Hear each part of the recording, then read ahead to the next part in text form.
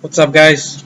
I wanted to talk a little bit about the PlayStation 5 and the rumors about when it's coming out, whether it's being worked on in development, and just the state of consoles as we speak now. Um, there's been a lot of news about the PS5 being in development and possibly being released maybe in 2019. So I really hope that it happens. I'm hoping it comes out sooner than later. And I noticed something else about gamers in general, and this is this fanboy mentality where if you play Xbox, you're a Microsoft guy.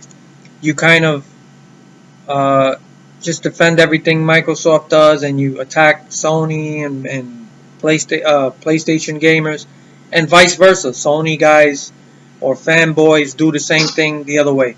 I always thought that kind of mentality is so incredibly ignorant, and I don't like doing that. I'm not. I've never been a part of that group, that way, that mindset, the way people think.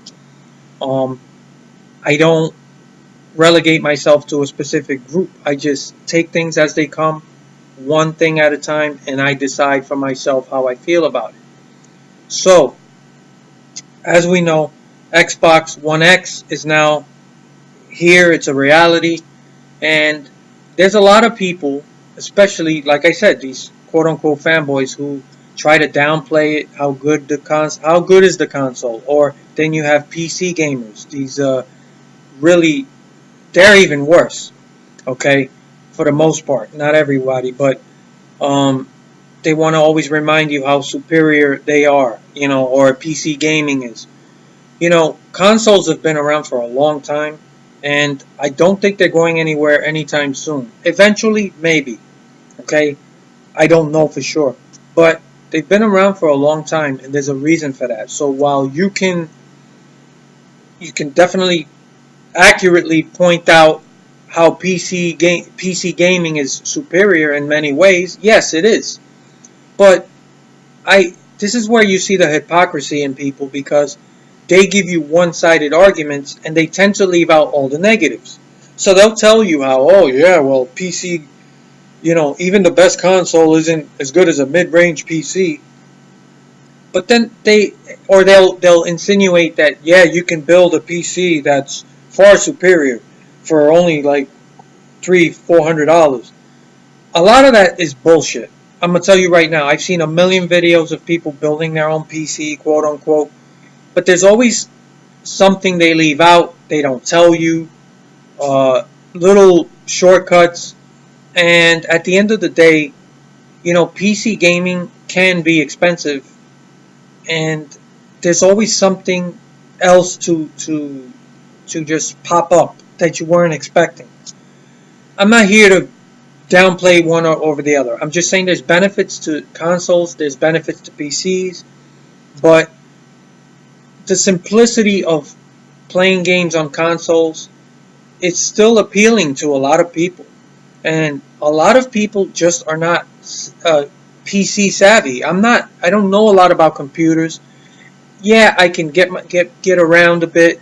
I recently did buy a gaming PC. I spent a lot of money on it, and it's got a 1080 Ti graphics card, an i7 7700K processor, so it's a pretty advanced computer. So as far as for gaming, it's pretty good. But I've bought one game since I got it, and I've had that PC since early summer. So I got Project Cars 2 for it, so I could max out the graphics and everything, and I'm very happy with it. But there's a lot of games that don't come out for PC, so I'm waiting to see what else I could get on PC that's worth it for me. I still 99% of the time game on my PS4 Pro. So moving on from that, what I'm talking about now is the recent talks about the PS5, when it's probably coming out, what it's going to be like. So there's a lot of people who are in the Sony camp or fanboys, whatever you want to say, who want to downplay the Xbox X1 or Xbox X, whatever. I'm sorry, I didn't get that right, but let's be honest. It's a kick-ass console. Now, you can argue whether or not it's worth the money. That's open for debate, no problem.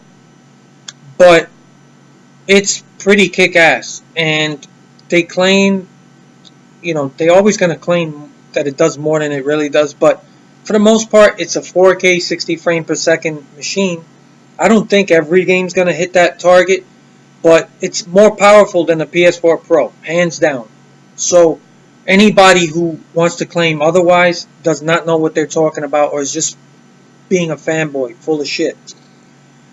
And I'm happy. I'm really happy that Microsoft came out with that console. Why? I'm not going to buy it. I'm not going to play it. The reason I'm a PlayStation gamer is because I've always played on a PlayStation. I'm used to the controls. So that's my main reason. If I could game on an Xbox using the PS4 controller and have everything configured to that, yeah, maybe I'd consider it. But I'm used to playing PlayStation. I'm used to the controller setup. I don't have to think about it. I've played games on Xbox, maybe somebody else's Xbox, and I can't get used to it. It feels uncomfortable. I'm not used to it. So that's why I strictly pretty much game on a PlayStation. And I would imagine the same thing as maybe an Xbox guy would think the same way, right? So even if to me the best console right now is Xbox One or Xbox X. The point is, I think it's good that they push the bar, they raise the bar, because now Sony is having to talk about the PS5. Now they've had to talk about, you wouldn't have heard a damn thing about PS5 right now, okay? Because there's no way that thing was going to be in development for release at least till 2020 at the earliest. But they're having to start now to push this thing a little further along.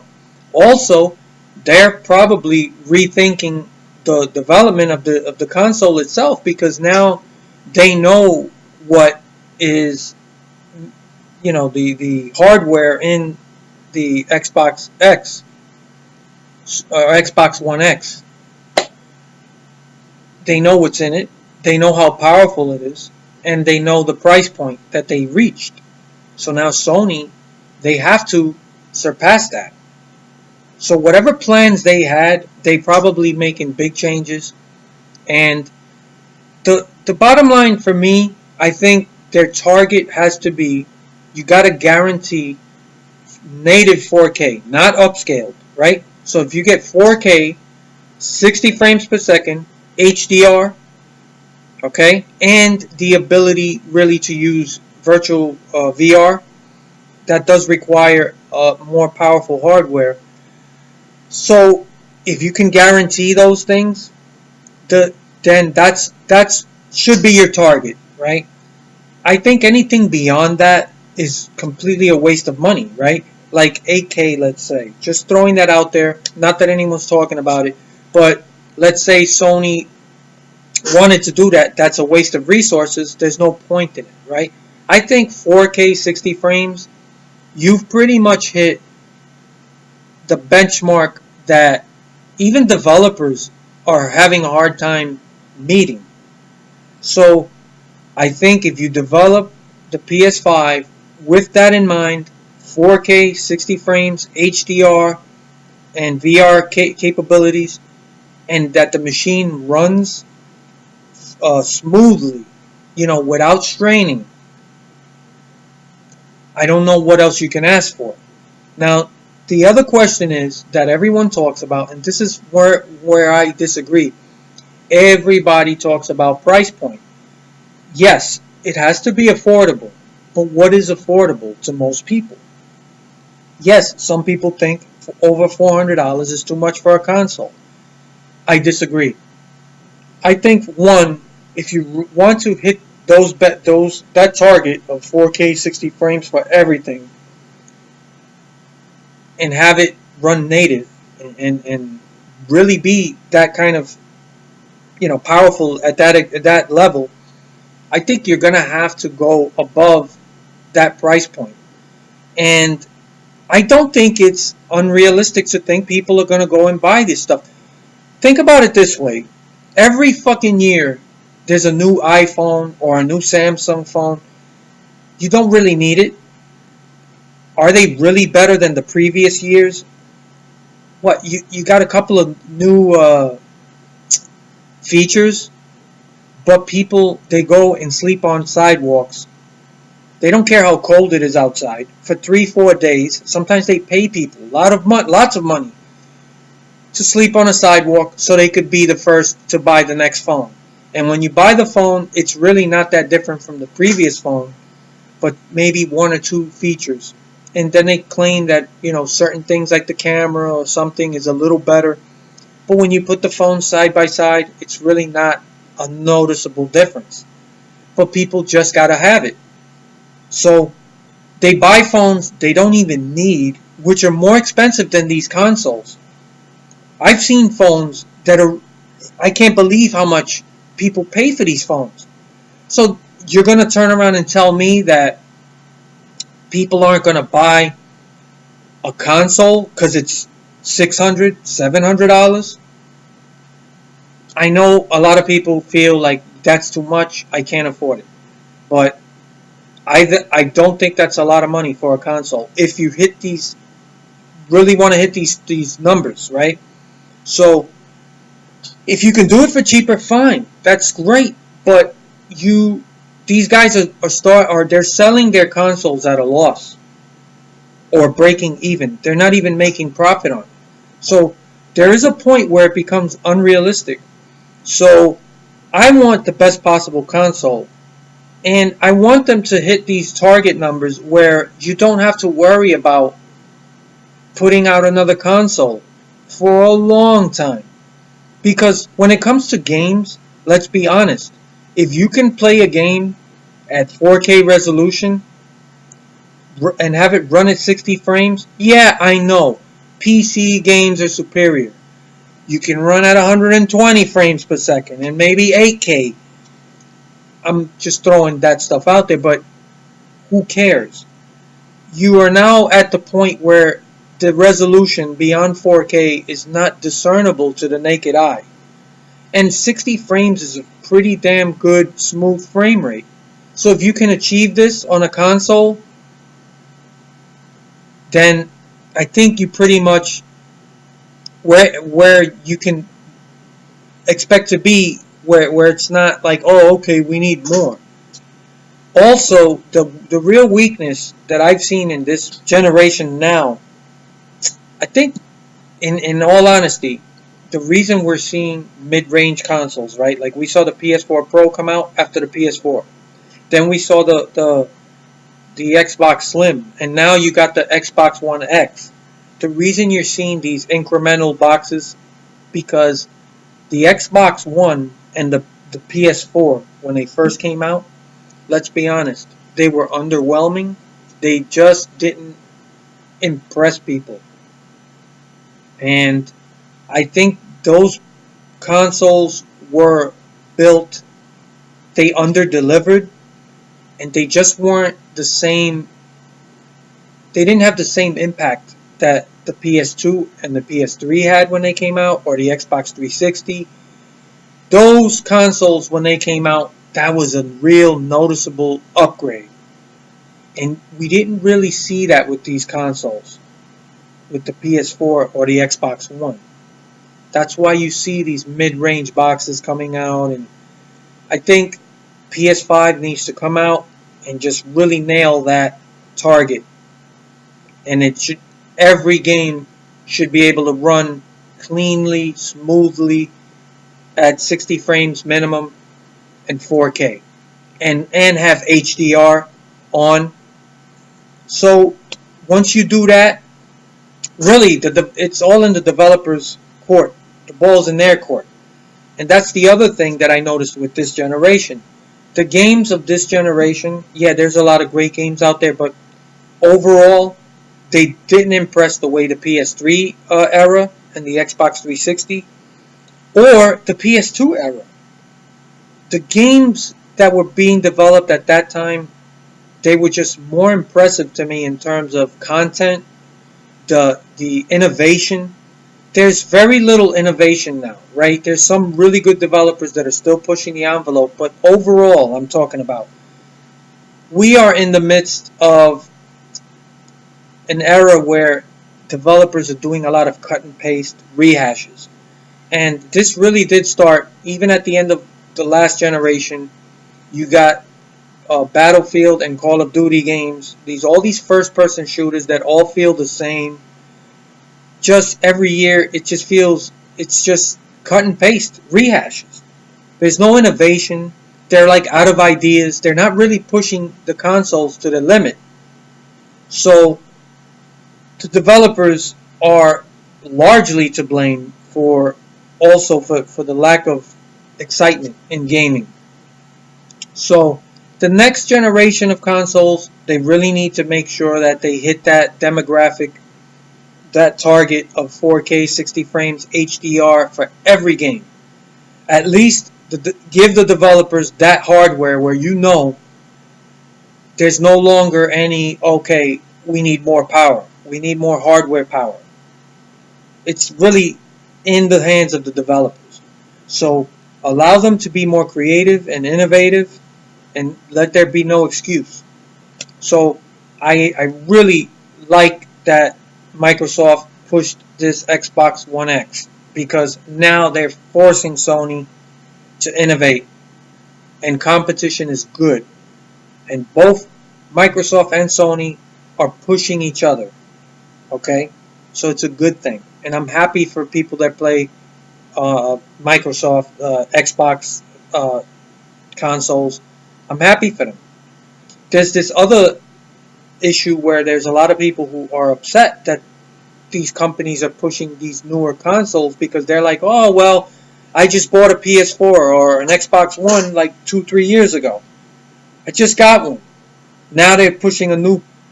Why does it bother you that they're pushing innovation? As long as I forgot to mention, the other target they have to hit is backwards compatibility. You can't do what the PS4 did with the PS3 guys who moved up, and their games are no longer compatible, and they did it really to just rip people off with this PS Now garbage and renting games from the last generation. It's garbage. And you have people who went out and bought these games and supported your products, and you turn around and you develop the next console and you make sure that it's not compatible with previous generation games. That's fucked up. You can't do that again. So that's the other thing PS5 must do. They have to be completely backwards compatible. So I don't care how they do it. It has to happen. You can't screw people over again who have all these games and then they have to decide, well, what am I going to do? I guess you could keep the other console, but, so make sure that it's backwards compatible. But I'm happy to see this competition, and I'm happy because I really think that it's realistic to think that we're going to get a PS5, hopefully maybe by Christmas of 2019. It's just a rumor right now, but no matter what, when it comes out, you can guarantee that it's coming out sooner than Sony planned for it. So they got to push harder and make sure now that whatever they push out truly is powerful. Because, like I said, I think they missed the mark with the PS4. And so did Microsoft with the Xbox One. So they both underwhelmed and they knew it. So I'm hoping to see some big things for the next console generation, and I hope it's right around the corner. But like I said, these developers, they got to step their game up. I'm not worried about developers like Naughty Dog or Rockstar and some of these other developers who do create great games. And when you give them better hardware, I can only imagine what they come up with. But I'm talking about the industry as a whole. You got to step your game up. So when these consoles are out and they're capable of 4K, 60 frames, HDR, then your games have to push the envelope and give people a reason to go out and buy these games. So that's my thoughts on it. So what do you guys think? Also on the price point, um, I think it's not unreasonable to charge. If you develop a console and you have to charge maybe 600, 650. I know a lot of people are losing their shit about that, but I don't know how realistic it is to think that you can develop a game console for $400 and it's 4K, native 4K, not upscaled, 4K 60 frames, HDR, and compatible with VR technology. It's really asking a lot. And you're pretty much asking Sony to come out with a PS5 that they lose money on. That is, in my opinion, not realistic. And I think if you can go out every year and buy the next iPhone or the next Samsung phone that's virtually the same phone as the year before, and you're willing to spend, I think, a lot more money than these consoles cost. If you do that, if you're one of those people, how dare you complain if a game console came out and it's 650? I think it's acceptable, honestly. And if it's backwards compatible, absolutely. But then you give these developers, these Sony, Microsoft, you give them the ability to spend a little more on the hardware to guarantee you got a truly next gen capable console. And then you don't have to get one of these mid-cycle consoles like the PS4 Pro and the Slim, and even this is considered just an upgrade. It's not really a whole next-gen console, this Xbox One X. So you don't want to see that every 2 years because they underwhelmed. They underdeveloped these next-gen consoles when they came out. So now you got to continuously upgrade them. So do it right the first time. Charge if you have to, 650, 600, whatever. And it's worth the money. And make these consoles where it's easier for developers to create games. So that's my thoughts on the PS5. And I like to see this competition and innovation. And what do you guys think? So I look forward to your comments. Later.